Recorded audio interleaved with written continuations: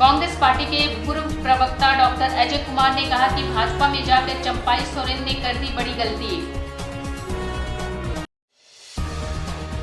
पूर्व केंद्रीय मंत्री द्वारा अतिक्रमण कर बनाए गए घरों के बारे में एनजीटी में शिकायत का मामला अब तूल पकड़ा।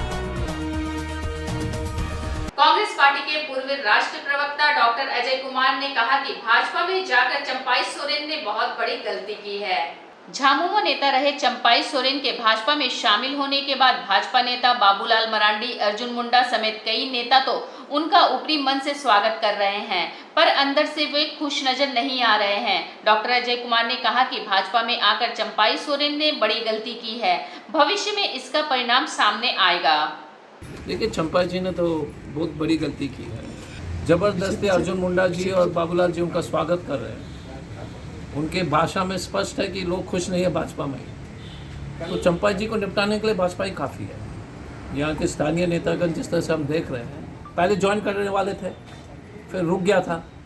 आपको याद होगा पहली बार जो चंपाई जी कलकत्ता होते हुए दिल्ली पहुँचे, फिर रुक गया, फिर शामिल हो रहा है। जेएमएम और कांग्रेस को मुझे नहीं लगता कोई किसी तरह का नुकसान इसलिए नहीं होगा। पूर्व केंद्रीय मंत्री अर्जुन मुंडा द्वारा जमशेदपुर के स्वर्णरेखा नदी तट पर अतिक्रमण कर बनाए गए घरों के बारे में नेशनल ग्रीन ट्रिब्यूनल एनजीटी में शिकायत का मामला अब तूल पकड़ने लगा है।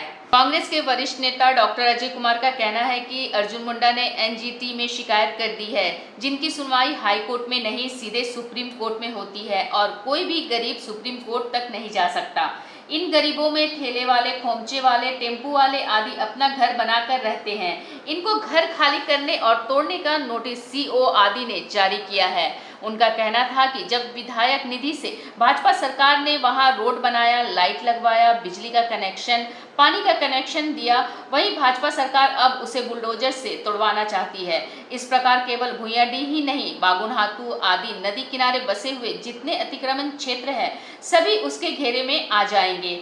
इस संदर्भ में अर्जुन मुंडा चुप हैं और उनका साथ दे रहे हैं विधायक सज्जू राय। वे यह बात जानते थे कि वे इस बात को विधानसभा में क्यों नहीं उठाएं। डॉक्टर अजय कुमार का कहना था कि अर्जुन मुंडा गरीबों को लालची बता रहे हैं और उन्हें बेघर कर पूंजीपतियों के लिए काम कर रहे हैं। इसमें षड्यंत्र की बू आ रही है। वहीं इसी जवाब में भाजपा के वरिष्ठ नेता विनोद सिंह ने कहा कि डॉक्टर अजय कुमार अर्जुन मुंडा का नाम गलत इस्तेमाल कर रहे हैं। उन्होंने किसी बस्ती या स्थान का उल्लेख नहीं किया। वह पर्यावरण को प्रदूषित मुक्त कराने के लिए नदी किनारे जितने भी बड़े बड़े फ्लैट घर बने हैं उनके बारे में लिखे हैं। अगर नदी में बाढ़ आएगी तो वह गरीबों के घर को उजाड़ देगी। उन्होंने कहा कि डॉक्टर अजय कुमार गलत ढंग से इस मामले को उठा रहे हैं। वहीं इस मामले में सज्जू राय ने पहले ही कह दिया है कि जब ईडी गठबंधन की सरकार है और उनकी सरकार यह नोटिस दे रही है तो उनका ही काम है इस नोटिस को रुकवाना और देखना कि गरीबों का मकान ना टूटे। सरूप जायकर वकील जो है लिखते हैं कि copy of the complaint date 145/223, मतलब जो कंप्लेंट लेटर है 145/2023 उसका जो हवाला देते हुए ये नहीं बोलते कि वो चिट्ठी 145/2023 मुंडा जी का है। आप सोचो बदमाशी। उनका वकील जो है ये उपाध्याय जी, जब उन्हीं के वकील जब दरखास्त देते तो नॉर्मली लिखते हैं ना कि the honourable minister has filed a complaint, उसका हवाला नहीं देते हैं, चिट्ठी का हवाला देते हैं जरूर। नंबर इनके पास था, इसका मतलब था कि इसके पास नंबर कैसे मालूम हुआ, चिट्ठी थी उनके पास। राज्य में मंत्री बनने के बाद रामदास सोरेन जमशेदपुर पहुंचे, जहां सबसे पहले वे शहीद निर्मल महतो की समाधि स्थल पहुंचे और श्रद्धांजलि अर्पित किया। घाटशिला विधायक रामदास सोरेन मंत्री पद के शपथ लेने के बाद रांची से सीधे जमशेदपुर कदमा स्थित शहीद निर्मल महतो की समाधि स्थल पर पहुंचे और श्रद्धांजलि अर्पित किया। इस मौके पर ईचागढ़ के विधायक सविता महतो समेत जिला के तमाम पदाधिकारी और कार्यकर्ता मौजूद रहे। मंत्री रामदास सोरेन ने मीडिया से बात करते हुए कहा कि कम समय में जो जिम्मेदारी मुझे सौंपा गया है उसे बखूबी निभाऊंगा।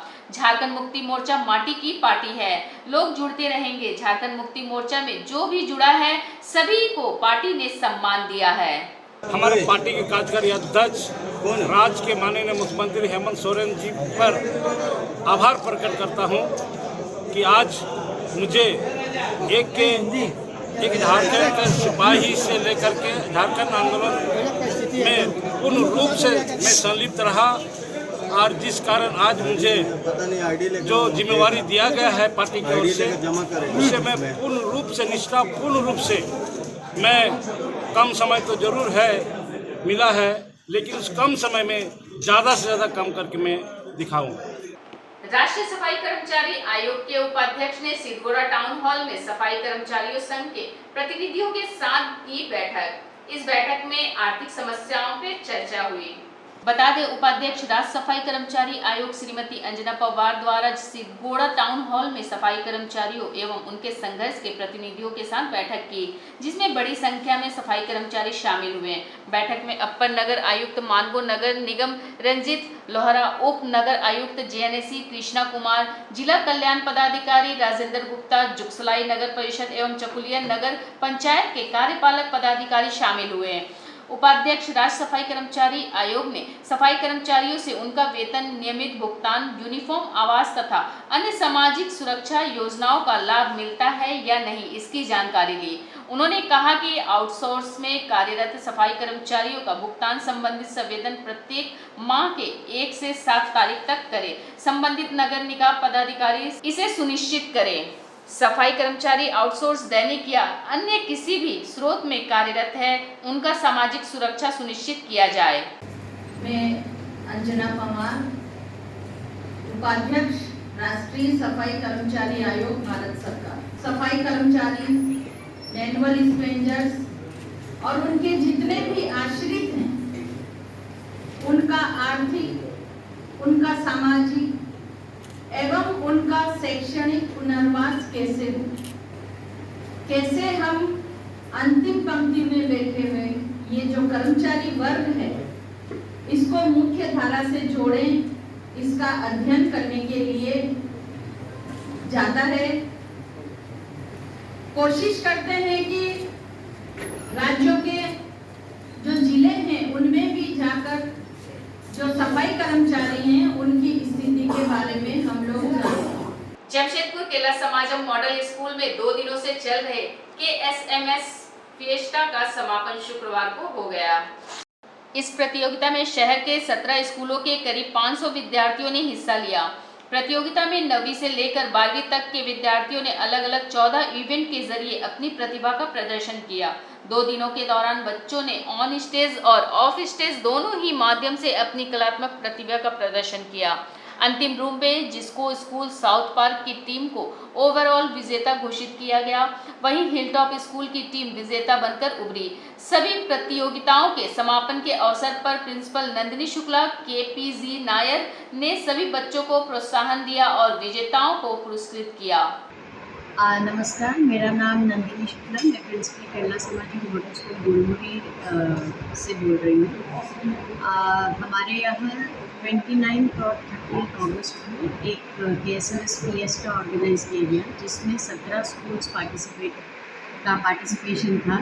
करीब 300 बच्चे अलग अलग स्कूल से आए थे। हमारे स्कूल ने पार्टिसिपेट नहीं किया क्योंकि वो उचित नहीं होता मेरे अंदाज से, और लेकिन उनको बहुत सारा काम दिया गया जो वो डेवलप कर पाए अलग अलग कैटेगरी में काम करके स्किल डेवलपमेंट के लिए।